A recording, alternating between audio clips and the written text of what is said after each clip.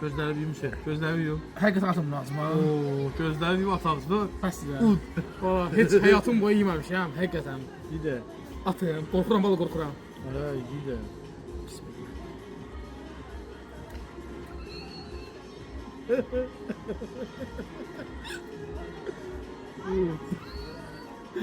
Vay dadam, vay. Ne güzel bir şey.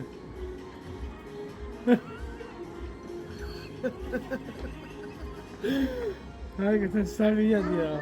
Hakikaten çok tatlı. Ben hakikaten buna ud geçsin.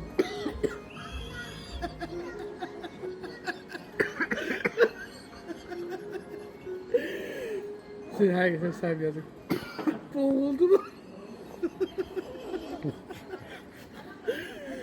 Ne oldu? Ağladı. Ay dedi. Allah. Ay dedi. Ay dönemiyorum ya. Valla onun ağlıdəsi çoxdur, yəni çoxdur. Mən qanat eləyərəm başımdan böyük gəlirəm bundan sonra. Vay Allah, neydi?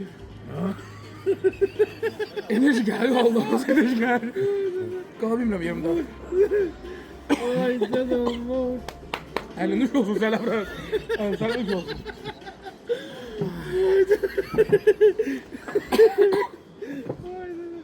Sağ ol. Allah seni acılasın. Ver de ver.